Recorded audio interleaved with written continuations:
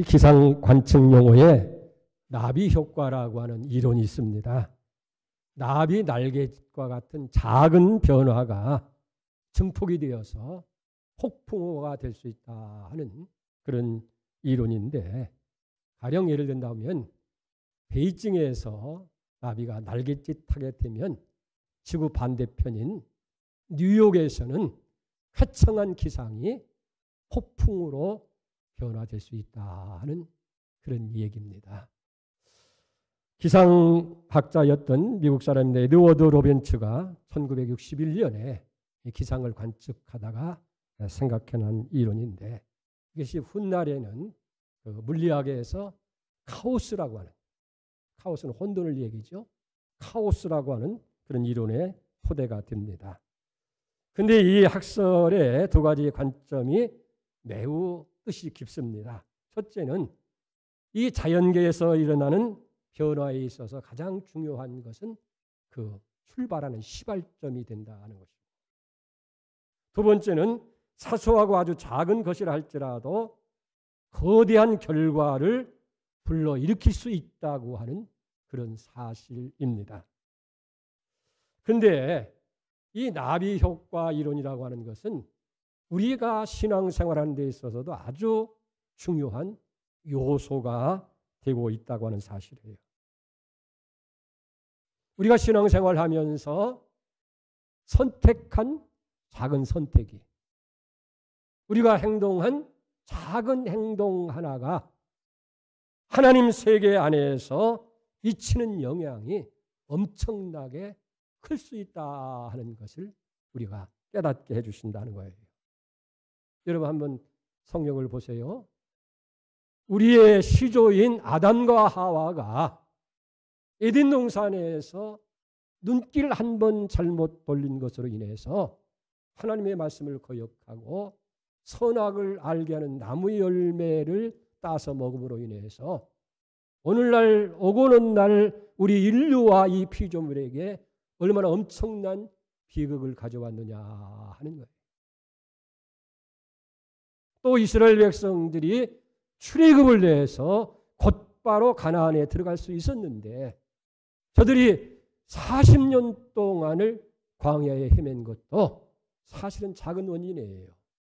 12사람의 정탐꾼 가운데서 10사람의 잘못되고 부정적인 보고에 의해서 이스라엘 백성들의 혼돈을 가져오게 만들고 하나님의 약속을 잊어버리고 불평하고 원망하다가 저들이 광야에서 다 죽기까지 40년이라고 하는 긴 시간을 허비해야 됐다 하는 거예요.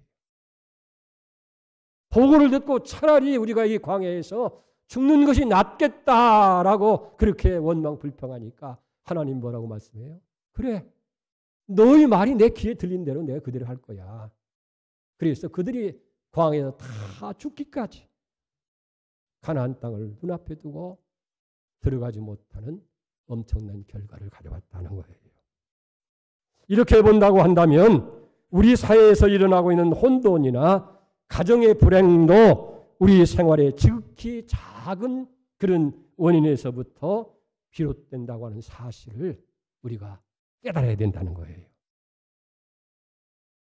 우리가 무심히 행하는 작은 행동 하나가 나비 효과가 되어서 우리의 삶을 그리고 우리의 공동체를, 우리 사회의 큰 파장을 몰고 오고 있다고 하는 것을 우리는 알아야 된다 하는 거예요. 오늘 여기 본문의 말씀은 하나님께서 사울이라고 하는 사람을 왕으로 세운 것을 후회하고 계셔요. 11절을 봅니다. 내가 사울을 왕으로 세운 것을 후회하노니 그가 돌이켜서 나를 따르지 아니하며 내 명령을 행하지 아니하였습니다 하신지라. 사무엘이 근심하여 온 밤을 여호와께 부르짖느니라. 참으로 대조적인 두 사람의 모습을 볼 수 있어요.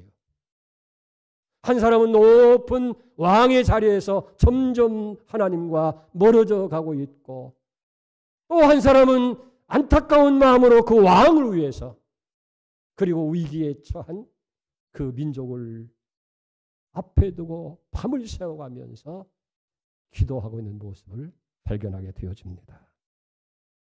그렇다고 한다면 왜 하나님께서 사울이라는 사람을 왕으로 세운 것을 후회하셨을까? 그리고 그를 버리시기로 결심을 하셨느냐 하는 거예요. 사실은 보면 아주 사소한 일에서부터 시작이 됩니다. 첫째는 사울 왕이 자신을 좀 돋보이고 내세우려고 하는 이런 교만입니다. 12절을 보세요. 사무엘이 사울을 만나려고 아침에 일찍이 일어났더니 어떤 사람이 사무엘에게 말하 이르되 사울이 갈말에 이르러 자기를 위하여 기념비를 세우고 발길을 돌려 길갈로 내려갔다 하는지라. 이 말씀의 배경은 뭐냐면 이스라엘 백성이 아말렉과의 전쟁에서 크게 승리를 합니다. 근데 그 전쟁의 승리는 이스라엘 군대가 강해서가 아니었어요. 사울 왕의 지도력이 뛰어나고 전술이 뛰어나서 전쟁에 승리하게 한 것이 아니라 그 전쟁을 이기게 하신 분이 하나님이시라는 거예요. 당연히 하나님 앞에 영광을 돌려야 되고 하나님 앞에 감사를 드려야 될 텐데 여기 사울 왕은 그 전쟁에 승리하게 하신 하나님을 위해서 기념비를 세운 것이 아니라 자기를 위해서 기념비를 세웠다 하는 거예요.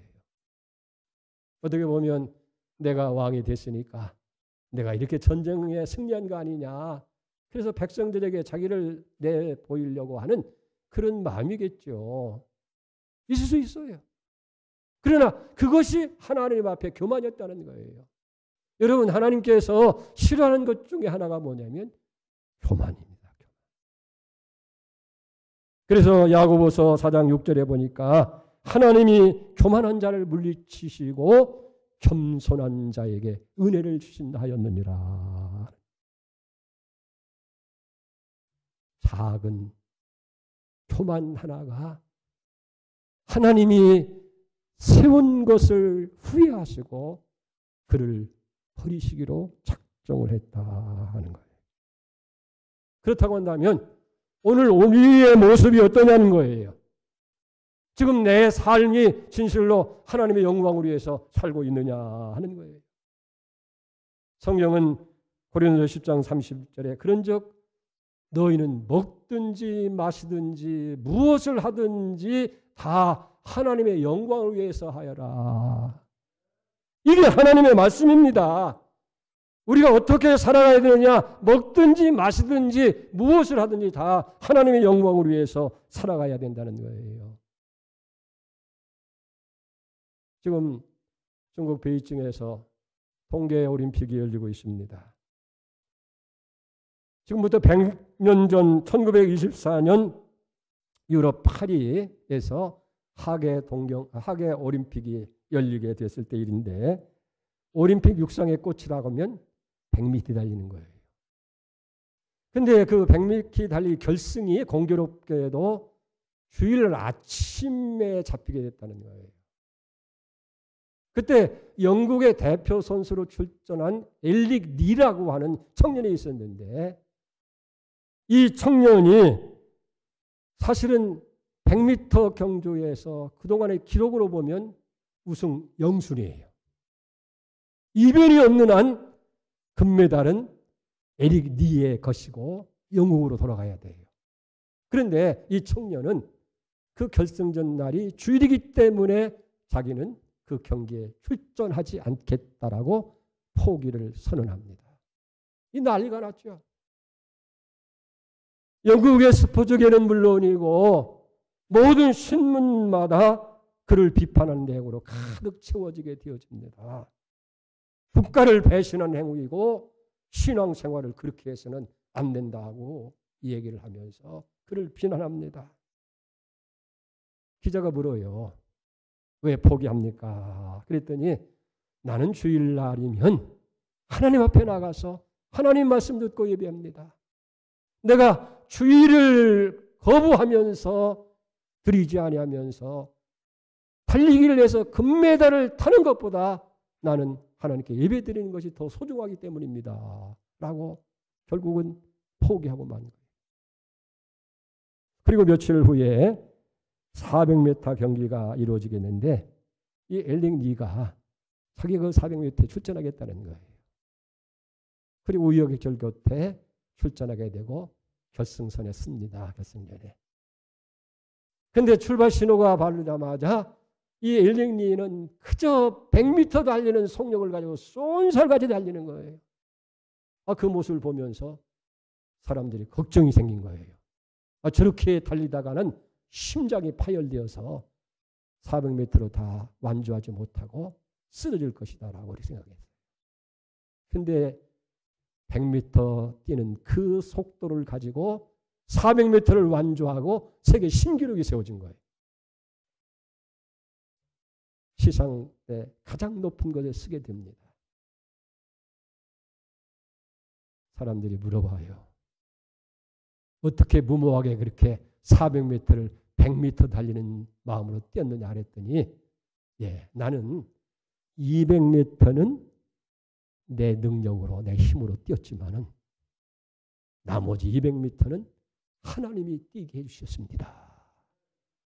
그래서 아무런 이상 없이 우승할 수 있었습니다. 우승하게 하신 분은 하나님이십니다. 하나님 영광을 받으시옵소서.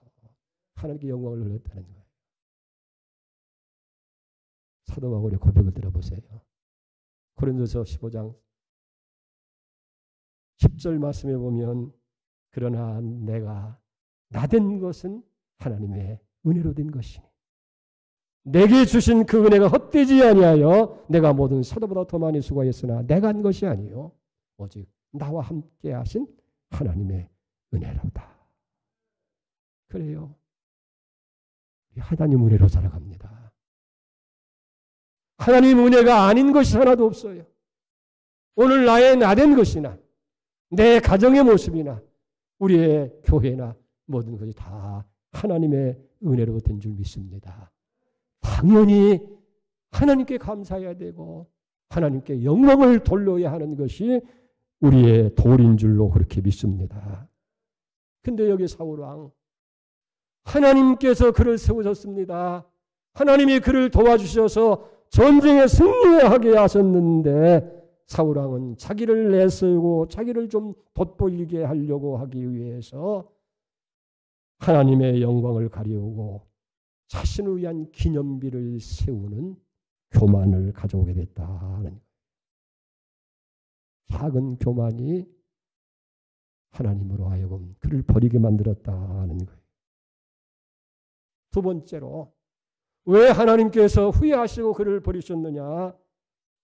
그의 욕심입니다. 탐욕으로 인해서 불순종한 거예요. 19절을 봅니다. 어찌하여 왕이 여호와의 목소리를 청종하지 아니하고 탈취하기에 급하여 여호와께서 악하게 여기시는 일을 행하였나이까. 아멜렉과 전쟁을 하게 될 때에 하나님께서 사울왕에게 명령한 것이 있어요. 아멜렉의 모든 족속을 다 그들은 죄인이기 때문에 멸하라는 거예요.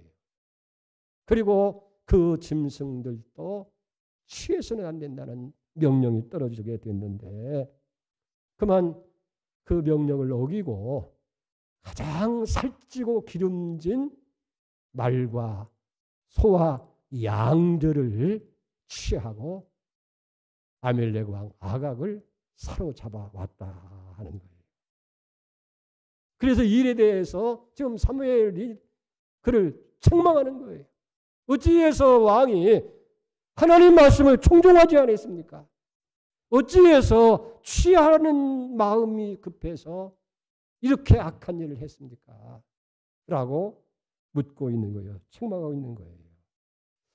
여기서 우리는 왜 인간들이 범죄하느냐 하는 거예요. 두 가지입니다. 첫째는 하나님 뜻을 모르기 때문에 불순종하고 죄를 짓는 거예요. 두 번째는 욕심이라고 하는 이 탐심이 범죄하게 만든다는 얘기입니다. 다시 말씀드리면 하나님의 뜻인 것을 알면서도 인간의 욕심이 사로잡히게 되어지면 결국은 하나님 앞에 불순종하는 죄를 지을 수밖에 없다 하는 거예요. 이 사울왕이 전쟁에 승리했습니다. 전쟁에 승리하고 보니까 아주 아름다운 결실한 말들이 있고 이 전쟁에 참 유익하겠다. 또 살찐 송아지와 양들을 보게 되니까 그냥 죽이기 아까운 거예요. 결국 욕심이죠. 그래서 취하는 거예요. 견문생심이라는 말이 있잖아요. 이게 모든 죄는 눈으로부터 시작돼요. 눈으로부터. 그래서 네가 보는 것을 조심해라. 그렇게 말씀하고 있지 않습니까? 이 사울왕은 좋은 말들과 살찐 송아지와 양들을 볼 때에 그만 욕심이 생긴 거예요. 그래서 진멸하라고 하는 하나님 말씀을 거역하고 그걸 그대로 끌고 왔던 것을 보게 됩니다. 야고보서 1장 15절에 말씀하잖아요. 욕심이 잉태한 적 죄를 낳고 죄가 성장하게 되어지면 결국은 사망, 멸망을 낳느니라. 욕심이 결국은 불순종을 가져오게 되고 이 죄를 가져오게 됐다는 거예요. 여기서 우리가 중요한 영적 원리 하나를 우리가 생각할 필요가 있어요. 이 성경은 우리 신앙생활은 원리대로 해야 돼요. 원리대로. 그냥 막연하게 하는 게 아니에요. 신앙생활에 공식이 있다 그 말이에요. 가령 기도하면 응답 주신다. 믿으면 이루어진다. 그리고 중요한 것은 회개하면 용서받는다 하는 원리예요. 설사 죄를 지었더라도 잘못을 깨닫고 하나님 앞에 진심으로 회개하면 하나님은 얼마든지 용서해 주시는 하나님이라는 거예요. 역대하 7장 14절에 말씀하잖아요. 내 백성이 그 악한 길을 떠나 스스로 겸손하고 기도하여 내 얼굴을 구하면 내가 그 기도를 듣고 죄를 사하주고 그 땅을 고쳐주실 것이다. 약속하셨잖아요. 우리가 우리 죄를 자백하면 하나님은 미쁘신 분이시기 때문에 우리의 모든 불의를 다 용서해 주신다고 성경은 말씀하고 있는 거예요. 이게 원리예요. 베드로 보세요. 3번씩이나 주님 부인하잖아요. 저주하면서까지 부인했지만은 그가 잘못을 깨닫고 통곡하며 회개할 때에 용서하시고 더 큰 사람으로 쓰시잖아요. 다윗이 충성된 부하를 교묘한 방법으로 살해합니다. 그 아내를 취해서 간음합니다. 나단 선지자를 통해서 그 죄를 지적받았을 때에 그는 하나님 앞에 나가서 통곡하면서 기도하는 거예요. 하나님이 그 죄를 용서하시고 그와 그 자손들을 축복해 주시지 않았느냐는 얘기예요. 비록 여기 사울 왕이 하나님의 욕심 때문에 교만 때문에 거역했다 할지라도 그에게 하나님께서 회개할 수 있는 길을 주신 거예요. 사울이라고 하는 선지자를 통해서 어찌해서 왕이 하나님 말씀을 청종하지 아니하고 어찌해서 취하는 데 급해가지고 하나님의 악하게 여기는 일을 행했느냐라고 얘기할 때 내가 잘못했다고 회개하고 하나님께 용서를 구했다고 한다면 하나님께서 그를 버리시지 않을 거예요. 후회하지 않았을 거예요. 그런데 변명합니다. 책임을 전가합니다. 나는 왕의 명령대로 하나님 명령대로 가서 그렇게 진멸했는데 오늘 21절 보세요. 다만 백성이 그 마땅히 멸할 것 중에서 가장 좋은 것으로 길갈에서 당신 하나님 여호와께 제사하려고 양과 소를 끌어왔나이다. 자기는 그렇지 않았는데 백성이 이렇게 했다는 거예요. 그리고 하나님의 명령을 어기면서까지 탈취한 것은 하나님께 제사 드릴 제물로 쓰기 위해서 그렇게 했다. 이 하나님께까지 책임을 돌립니다. 언뜻 보면 참 가상한 것 같아요. 참 신앙적인 사람 같아요. 그러나 사실은 말만 그렇지 그 속셈은 욕심으로 가득 채워졌다는 거예요. 하나님께 예배드리기 위해서, 제사 드리기 위해서, 제물로 드리기 위해서 그렇게 했습니다. 하나님을 위해서 그렇게 했습니다. 이때요, 우리가 늘 귀담아 듣고 가슴에 새겨야 할 중요한 말씀이 선포돼요. 그게 22절이에요. 보세요. 사무엘이 가로되 여호와께서 번제와 다른 제사를 그 목소리 청종하는 것을 좋아하신 같이 좋아하겠습니까? 순종이 제사보다 낫고 듣는 것이 수양의 기름보다 나으니. 유명한 얘기를 하는 거예요. 순종이 제사보다 낫는 겁니다. 듣는 것이 수양의 많은 기름 제물보다 낫다. 무슨 얘기입니까?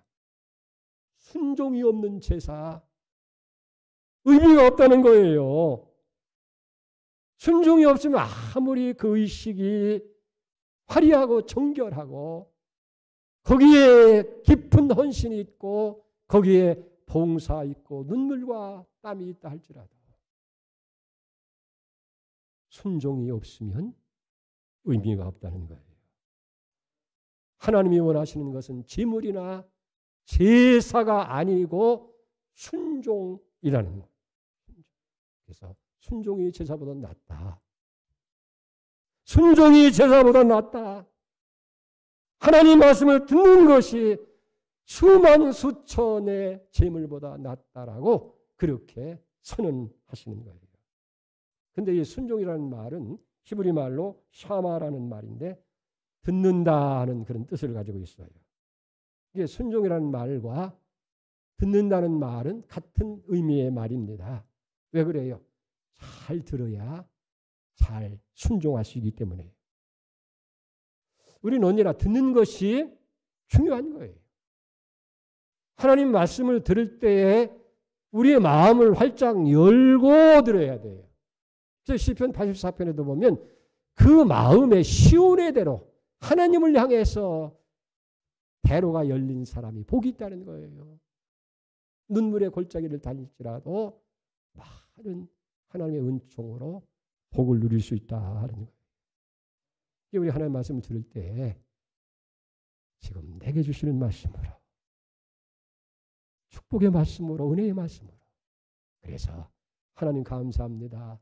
감사하는 마음으로 즐거운 마음으로 그 말씀대로 지켜 행하고자 하는 그런 순종하는 마음으로 그 말씀을 들을 때에 비로소 우리는 삶 속에서 그 말씀을 적용해서 행할 수 있게 되는 줄 믿습니다. 순종이 중요하다. 성자 프랜시스의 수도원에 두 사람의 젊은이가 수도사가 되기 위해서 찾아왔습니다. 이 프랜시스는 수도생을 받을 때에 심사 과정에 엄격했다는 거예요. 어느 날 두 사람이 찾아왔는데 마침 배추를 모종하고 있어서 심고 있었어요. 그 두 사람이 수도생이 되기 위해서 찾아왔다고 하니까 하는 얘기가 이 원장님이 그 배추 포기를 다 나눠주면서 모종을 주면서 얘기하는 거야. 이걸 거꾸로 심어라. 이파리가 흙으로 들어가고 뿌리가 하늘로 모두 심으라는 거예요. 그리고는 왜 그런지 이유는 설명하지 않냐고 그냥 들어가 버리고 말았어요. 이 두 젊은이가 그걸 그대로 실천하며 심다가 한 젊은이가 가만히 생각해 보니까 이건 말도 아닌 거예요. 어떻게 다 배추 모종을 심는데 배추잎이 땅으로 들어가고 뿌리가 하늘로 가면 이거 다 죽고 말지 살 수 있겠느냐. 그러면서 이건 상식적이 아니다. 불평하면서 똑바로 심었어요. 아마 뭐 잘못해서 얘기했겠지 심고. 근데 한 젊은이는 그냥 시킨 대로 배춧잎을 땅속에 뿌리를 하늘로 심고 그 하루가 지나고 저녁 때가 됐어요. 그랬더니 프랜시스 원장님이 와서 뿌리가 땅속에 있는 사람은 집으로 돌려보내고 너는 그냥 가라. 그리고 원장의 말대로 배춧잎이 흙 속에 묻히고 뿌리를 하늘로 온 그 사람은 수련생으로 받았다는 거예요. 왜 그랬습니까? 이 일이 합리적이냐 불합리냐 상식적이냐 아니냐라는 것이 중요한 것이 아니라 원장님의 말씀대로 순종했느냐, 순종을 테스트하는 것이었다는 거예요. 사랑하는 여러분, 하나님께서도 마찬가지입니다. 때로는 우리가 하나님 말씀을 받을 때에 인간의 상식으로는 도저히 이해가 되지 않고 납득이지 않냐고 그래서 혼돈이 옵니다. 이거 너무 비상식적이 아니냐, 비과학적이 아니냐, 합리가 아니냐 따집니다. 그러나 하나님은 그게 합리냐 비합리냐는 것을 따지는 게 아니에요. 과학적이냐 아니냐 따지는 것이 아니라 순종을 하나님께서 원하고 계시다는 거예요. 그리고 순종하는 자에게 기적을 주셔요. 순종하니까 물이 변해서 포도주가 되지 않습니까? 순종하니까 빈 그물도 가득 채워지는 역사가 일어나게 되고 순종하니까 죽은 자가 살아나게 되고 순종하니까 요단강에서 7번 씻으라 씻으니까 문둥병이 깨끗이 고침을 받는 기적이 일어나게 되어지는 거예요. 사랑하는 성도 여러분, 여러분의 삶 가운데서 하나님의 기적 보기를 원하십니까? 말씀 순종하기를 바랍니다. 우리가 찬송가 449장 1절에 보면 예수 따라가며 말씀 순종하는 길이 순종하면 우리 앞길 환하겠네. 의지하고 순종하는 자를 주께서 함께 하시리다. 의지하고 순종하는 길은 예수 안에서 복되고 즐거운 길이다. 할렐루야. 순종이 있는 곳에 하나님의 은혜가 있습니다. 축복이 있습니다. 하나님의 기적이 있습니다. 그래서 사무엘은 얘기하는 거예요. 왕이시여 순종이 제자보다 낫습니다. 듣는 것이 수양의 기름보다 낫습니다. 말씀은 거예요. 자, 23절을 보십시다. 이는 거역하는 것이 점치는 죄와 같고 완고한 것, 마음이 완고한 것은 사신 우상에게 전하는 죄와 같음이라. 왕이 여호와의 말씀을 버렸으므로 여호와께서 왕을 버려 왕이 되지 못하게 하셨나이다. 불순종으로 말미암아서 하나님께 버림받는 희극의 주인공이 되고 말았다 하는 거예요. 세 번째로 생각할 것이 있습니다. 그러면 이 조그만 교만, 이 작은 욕심 때문에 하나님 말씀을 불순종한 결과가 어떻게 됐느냐는 거예요. 엄청난 결과를 가져왔음을 성경은 보여줍니다. 자, 첫째는요. 성령이 떠났어요. 중요합니다. 사무엘상 16장 14절에요. 여호와의 영이 사울에게서 떠나고 여호와의 부리신 악령이 그를 번뇌케 한지라 라고 했어요. 우리는 알아요. 사울이 처음 선지자 사무엘을 찾아갔을 때에 이 선지자가 하나님의 뜻을 따라서 사울에게 기름을 붓습니다. 그랬더니 사울에게 하나님의 영, 성령이 충만해지는 거예요. 그러니까 사울이 변화해서 능력의 사람이 되는 거예요. 사울이 아주 존귀한 사람이 됐습니다. 신비한 사람이 돼요. 하나님 말씀을 예언하는 예언자가 되기도 한 거예요. 하나님께서 우리에게 성령을 주신 것은 축복입니다. 은혜예요. 선물이에요. 그렇기 때문에 예수님께서 마지막 승천하실 때 유언과 같은 말씀하잖아요. 다른 말 하지 아니하고 뭐라고 말씀했습니까? 사랑하는 자들아 예루살렘을 떠나지 말고 아버지께서 약속한 것을 기다려라. 너희들이 몇 날이 못 돼서 성령을 선물로 받으리라. 그러면서 사도행전 8절에 보면 성령이 임하면 너에게 권능이 임해. 권능이 임하면 땅 끝까지 이르러서 내 증인이 되리라. 그리고 제자들이 예수님 말씀을 따라서 다락방에 모여서 열심으로 기도할 때에 오순절 성령 충만이 임하게 될 때에 그들은 능력의 사람들이 되어진 거예요. 근데 하나님의 말씀을 거역하니까, 하나님의 말씀을 불순종하니까 성령께서 탄식을 하는 거예요. 탄식으로 끝난 것이 아니라 사울에게서 떠나갔다.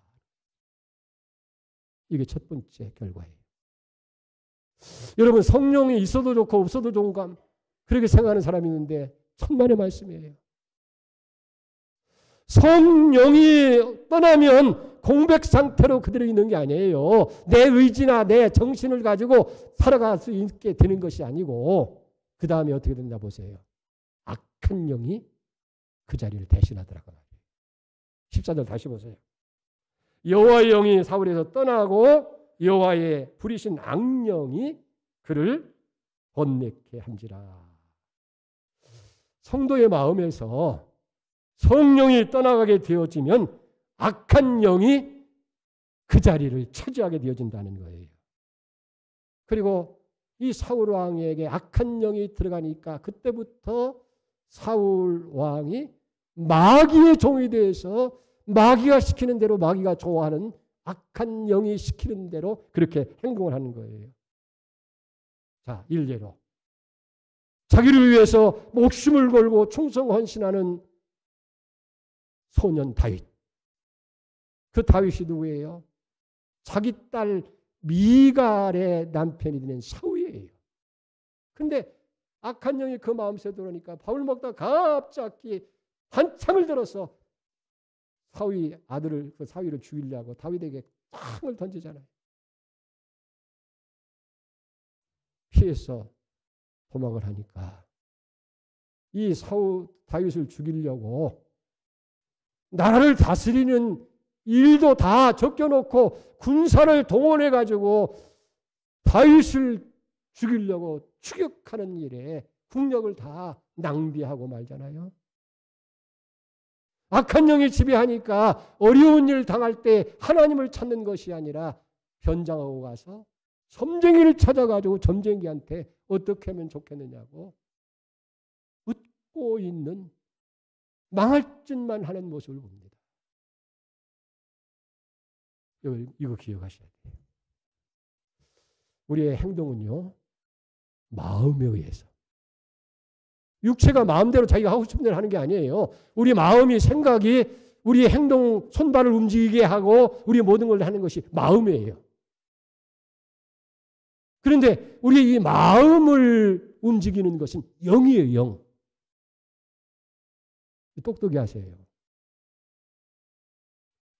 성령이 그 마음을 지배하는 사람은 하나님 기뻐하시는 일이라 선한 일을 합니다. 근데 성도라고 할지라도 그 마음이 성령이 떠나고 악한 영이 지배하게 되어지면 꼭 망할 듯 못된 짓만 이게 하게 되는 거예요. 사랑하는 여러분, 내 마음 내 마음대로 못하는 것이 아니라 성령에 의해서 내가 인도를 받아야 돼요. 이게 하나님의 사람입니다. 잊어서는 안 돼요. 자, 여기 아주 그 다음에는 어떻게 됩니까? 세 번째는 불행한 최후를 맞이하게 되어지는 거예요. 시편을 읽다 보니까 아주 놀라운 말씀이 있어요. 시편 73편 21절에 보니까 주를 멀리 떠난 자를 주께서 다 멸하셨나이다 그랬어요. 주님을 떠나면 멸하신다는 거예요. 오늘 사무엘상 31장 2절에도 보니까 블레셋 사람들이 그의 아들들을 추격하여 사울의 아들 요나단과 아비나답과 말기수아를 죽이니라. 이 전쟁이 일어났는데 전쟁에 대패해요. 블레셋과 전쟁에서. 그래서 도망을 칩니다. 사울 왕과 요나단과 아들들이 도망을 치는데 이게 웬말이면 그냥 버렸으면 좋겠는데 끝까지 추적했어. 사울도 죽이고 요나단도 죽이고 아비낫도 죽이고 말기수와도 죽이고 그 전쟁에서 아버지 사울과 세 아들이 다 죽임을 당하는 비극이 찾아왔다는 거예요. 그리고 나중에 성경을 보면 그 후손들도 이 규분 족속에 의해서 멸족을 당하는 거예요. 사랑하는 여러분, 사울왕은 누구보다도 하나님의 은혜를 크게 입은 사람입니다. 선민 이스라엘의 가장 작은 베냐민 지파 족속이지만은 그 12지파를 다스리는 왕으로 세움을 받았어요. 성령으로 충만한 사람이 됐습니다. 하나님이 그가 다스리는 나라를 도와주셔서 견고한 나라를 만들어 주셨다는 거예요. 그러나 조그마한 잘못과 교만과 탐심으로 인해서 불순종하게 되어지고 결과는 하나님의 영이 떠나고 악한 영이 그를 지배하게 되어지니까 이와 같이 엄청난 비극이 오고 말았다 하는 거예요. 사랑하는 여러분, 조그마한 원인이 이렇게 큰 결과를 가져오고 있다는 사실이에요. 오늘 우리는 승리하는 삶을 살기 원합니다. 행복한 삶을 살기를 원합니다. 성공하는 삶을 살기를 원합니다. 하나님께서 기뻐하시는 삶을 살기를 원하는 거예요. 성경은 원리를 얘기해 줘요. 시편 73편 28절에 보면 하나님을 가까이 하는 것이 복이라고 그랬어요. 야고보서 4장 10절 말씀에 보면 여호와를 가까이 하라. 그리하면 너를 하나님이 가까이 하시리라 그랬어요. 하나님이 가까이 하는 게 복입니다. 어떻게? 첫째는 하나님의 영광을 위해서 살아가는 거예요. 성경 사무엘상 22장 30절 하반절에 보니까 나를 존중히 여는 자를 내가 존중히 여기고 잠언 8장 17절에 보면 나를 사랑하는 자가 나의 사랑을 입으며 나를 간절히 찾는 자가 나를 만나리라. 부귀가 내게 있고 장구한 재물도 그러하다라는 거예요. 예수님도 먼저 그 나라와 그 일을 구하면 내가 원하는 이 모든 것 다 더해 주신다는 거예요. 하나님의 영광을 위해 사는 거예요. 두 번째는 순종입니다. 하나님 말씀을 잘 듣고 순종하는 거예요. 신명기 8장 1절에 보니까 내가 오늘 명하는 모든 명령을 너희는 지켜 행하라. 그리하면 너희가 살고 번성하고 여호와께서 너희 조상에게 맹세하신 땅에 들어가서 그걸 차지하리라. 명령을 순종하면 살아요. 번성해요. 약속한 것 다 얻게 됩니다. 머리가 될지는 꼬리가 되지 않게 하시고 들어가도 나가도 만사형통의 복으로 채워준다 약속하는 거예요. 마지막은 성령의 인도를 받는 삶을 사는 거예요. 성령의 인도를 받는 사람이 하나님의 자녀라고 성령은 하나님의 깊은 것이라도 통달했다고 그랬어요. 사도행전 5장 32절에 보니까 하나님은 자기에게 순종하는 자에게 성령 주신다고 얘기했어요. 순종하는 자에게 주신 성령도 그러하다. 사랑하는 여러분, 작은 원인이 큰 결과를 가져오는 거예요. 그러면 우리의 목표는 분명하잖아요. 하나님의 영광을 위해서, 말씀을 순종하기 위해서, 언제나 성령 안에서 살아가기 위해서 힘쓰는 작은 우리의 노력과 수고와 애씀, 그것이 우리에게 큰 영광과 축복으로 온다고 하는 사실, 다시 한번 기억하는 아침 되기를 주님으로 축복합니다. 하나님 아버지, 나비 날갯짓과 같은 작은 행동이 엄청난 결과를 가져오는 사실을 우리는 살펴보았습니다.